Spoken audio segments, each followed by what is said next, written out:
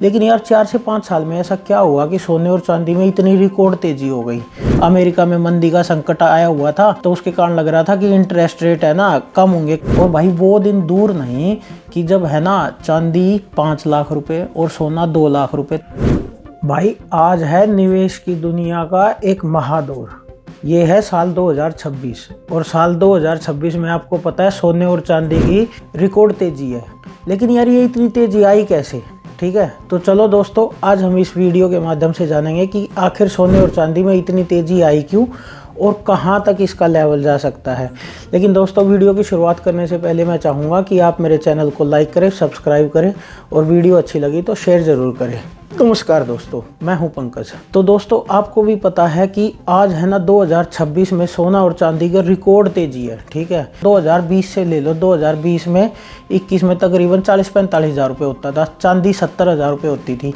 लेकिन यार 4 से 5 साल में ऐसा क्या हुआ कि सोने और चांदी में इतनी रिकॉर्ड तेजी हो गई।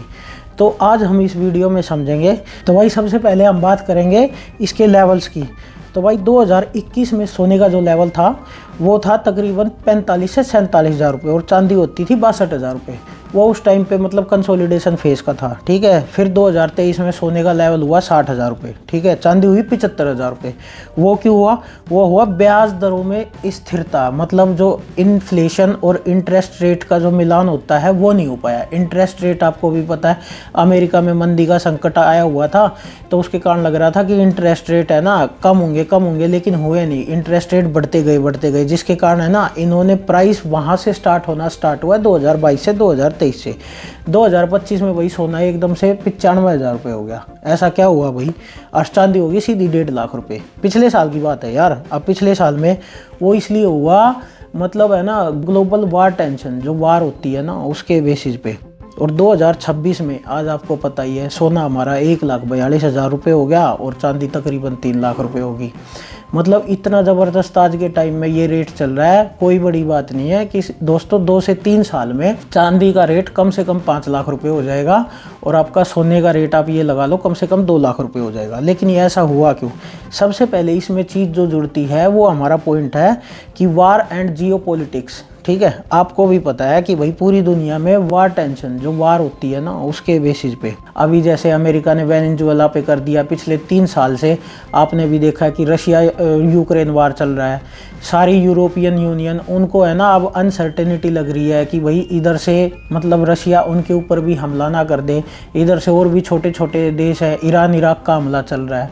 तो इस चीज़ में होता क्या है, जब है ना उनके पास जो कैश रिजर्व होता है, जो डॉलर रिजर्व होता है, तो बड़े बड़े देश ये सोचते हैं कि यार हम अपने रिजर्व को है ना कभी करेंसी की वैल्यू है ना डेप्रीशिएट ना हो जाए, कम ना हो जाए, तो वो क्या करते हैं उसके है ना करेंसी को ट्रांसफ़र करते हैं, स्वैप करते हैं। तो उसमें सबसे चीज़ होती क्या है? सोना और चांदी। ठीक है, सोना ही आता है सबसे मेन।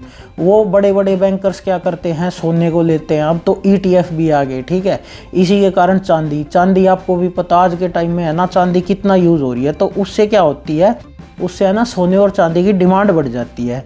अब डिमांड बढ़ेगी तो सीधी सी बात है सोने को है ना सेफ हेवन कहा गया है। इसीलिए है ना कोई भी वर्ल्ड में अनसर्टेनिटी होगी ना, सबसे पहले जो बड़ा पैसा है ना बड़े बड़े बैंकर्स का, सेंट्रल बैंक्स का, वो पैसा निकल के डॉलर से निकल के वो सबसे पहले जाता है इसमें आपके गोल्ड में। ठीक है, तो ये हो गया कि गोल्ड को हम सेफ हेवन क्यों कहते हैं। ठीक है, 2024-25 में मिडल ईस्ट और यूक्रेन टेंशन, ठीक है, इसके कारण क्या करा, जितने भी छोटे मोटे देश थे ना उन्होंने अपना स्टॉक मार्केट से पैसा निकाला तो भाई एकदम से उन्होंने पैसा अपना डाला सोने में। अब सोने में डिमांड बढ़ गई, सप्लाई इतनी है नहीं। ये तो है नहीं कि डेली बेसिस पे सोना 50 किलो 100 किलो थोड़ा थोड़ा करके सोना निकलता है। माइनिंग लगाई जाती है, माइनिंग लगाने के बाद निकलने में टाइम लगता है। उसके बाद भाई चांदी में ऐसा क्या हुआ कि चांदी एकदम से बढ़ गई।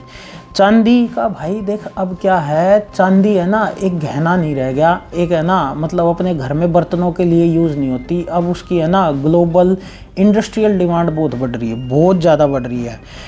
अब हम इसका एग्जाम्पल लेते हैं। एग्जाम्पल है, अगर हम 1 मेगावाट का सोलर फार्म लगाते हैं ना, इंडिया में बड़े बड़े सोलर फार्म लग रहे हैं, ऑल ओवर वर्ल्ड में लग रहे हैं, 1 मेगावाट का सोलर फार्म लगाते हैं तो उसमें 2.8 मिलियन आउंस चांदी लगती है। आउंस होता है तकरीबन आपका ये लगा लो 400 ग्राम। ठीक है, तो 2.8 मिलियन।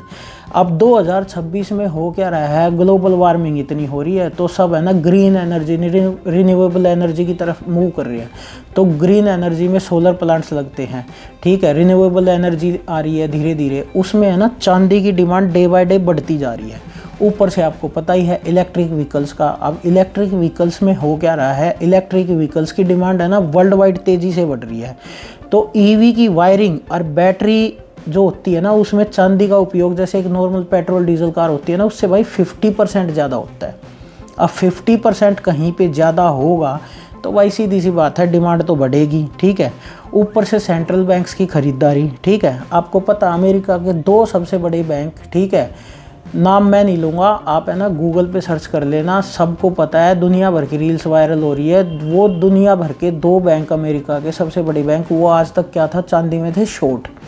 अब उनको दिख रही है डिमांड बढ़ रही है, तो अब वे शॉर्ट पोजीशन अपनी धीरे धीरे कवर कर रहे हैं, मार्जिन कॉल्स आ रही है। उसके कारण क्या हो रहा है भाई, अगर शॉर्ट को वो मान ले बंद करेगा, तो बंद करने के लिए उसको है ना चांदी तो खरीदनी पड़ेगी।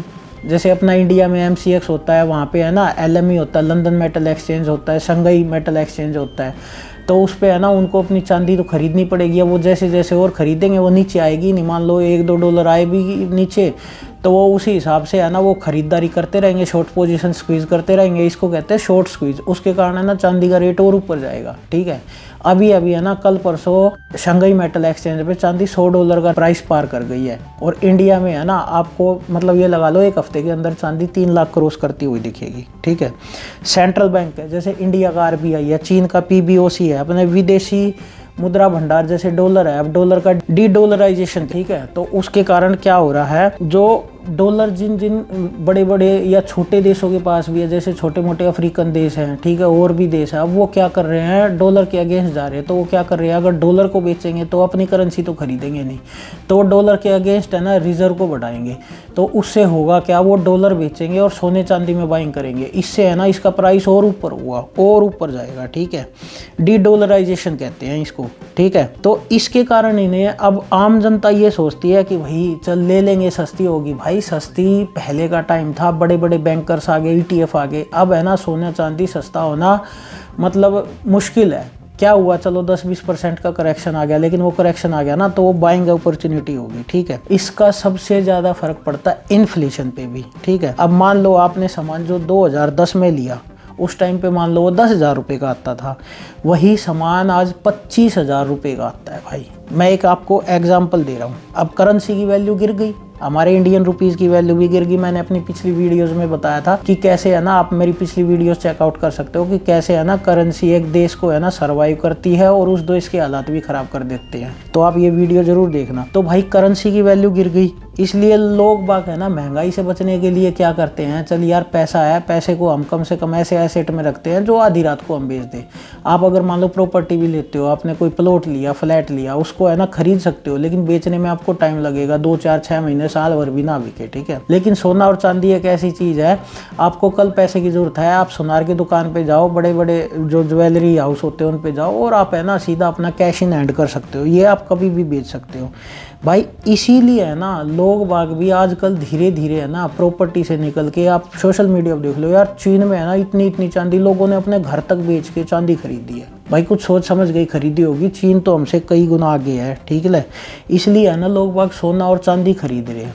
और भाई वो दिन दूर नहीं कि जब है ना चांदी 5 लाख रुपए और सोना 2 लाख रुपए, तो यार आप है ना कमेंट करके ज़रूर बताना कि चांदी है ना 5 लाख रुपए और सोना 2 लाख रुपए कौन से ईयर में जाएगा, ठीक है, कमेंट जरूर करना। तो भाई इस वीडियो में मैंने आपको समझाया कि सोना और चांदी है ना कितनी तेज़ी से ऊपर भाग रहा है। और भाई वो दिन भी दूर नहीं है जब हमें बच्चों की शादियों में पहले क्या होता था, सोने के सिक्के देते थे।